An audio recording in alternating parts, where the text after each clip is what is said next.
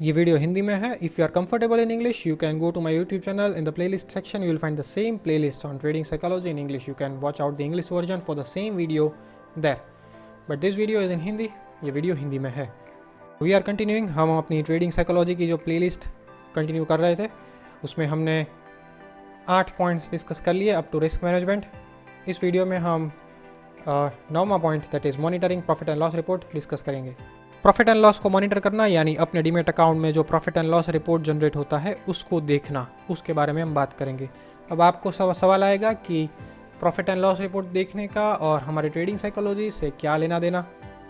तो यहाँ पे मैं एक एग्जांपल लेना चाहता हूँ कि एक अच्छा व्यापारी, अ गुड बिजनेसमैन, आपको क्या लगता है कि वो हर एक दिन पे रात को बैठ के अपना प्रॉफिट एंड लॉस रिपोर्ट बनाता होगा कि नहीं? रोज़ लिखेगा कितना सेल्स किया, आज कितना नेट एक्सपेंस हुआ और आज नेट कितना प्रॉफिट हुआ? नहीं, ये पॉसिबल नहीं है. अच्छा व्यापारी, a businessman may do it at the end of a month या may do it at the end of a quarter. एक महीना या एक क्वार्टर ख़त्म होने के बाद वो अपना पूरा प्रॉफिट एंड लॉस रिपोर्ट बनाएगा. हाँ, उसको अंदाज़ा रहता है कि दिन पे उसने कितना सेल्स किया, कोई भी ऐसी बड़ी कोई घटना बनी तो उनको उसका अंदाज़ा रहता है, लेकिन एक्चुअल जो नेट प्रॉफिट या नेट मुनाफा, नेट लॉस, उसको एग्जैक्ट आइडिया नहीं रहता. उसी तरीके से हम जब ट्रेडिंग करते हैं तो हमारी एक आदत रहती है कि हम दिन का एंड होते ही उसका net profit and loss calculate करने बैठ जाते हैं. कैलकुलेट तो नहीं करते, पर उसके उपरांत हम डीमेट अकाउंट में खोल करके उसका P&L रिपोर्ट निकालते हैं, उसमें ब्रोकरेज, STT वगैरह जो लगा है उसको भी देखते हैं और नेट रिज़ल्ट एक दिन का हम डिटरमाइन करते हैं.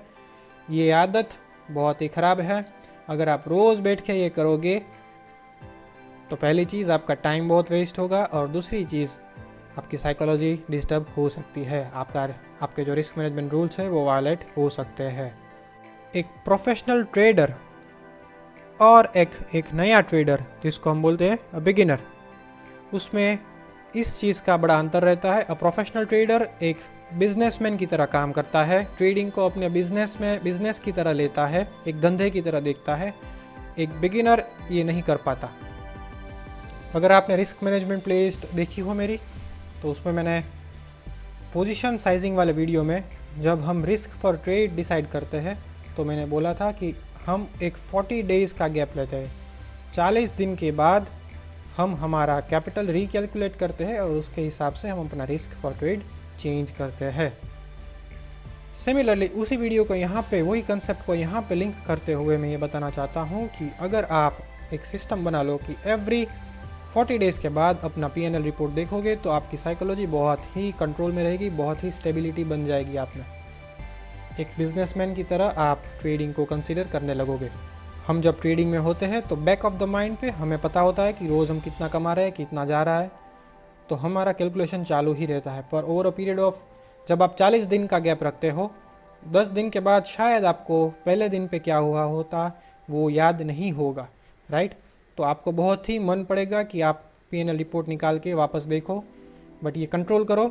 40 दिन ख़त्म होने दो, अपने रिस्क मैनेजमेंट अच्छे से फॉलो करो, ट्रेडिंग साइकोलॉजी को ध्यान में रखो और टेक्निकल एनालिसिस पे ट्रस्ट करो, अपना अच्छा एनालिसिस करो एंड कीप ऑन ट्रेडिंग करते रहो. 40 दिन के बाद अपना रिजल्ट देखना, आपको पता चलेगा कि आपकी साइकोलॉजी बहुत ही स्ट्रांग है, बन गई है और आपका ट्रेडिंग परफॉर्मेंस बहुत ही अच्छा हो रहा है.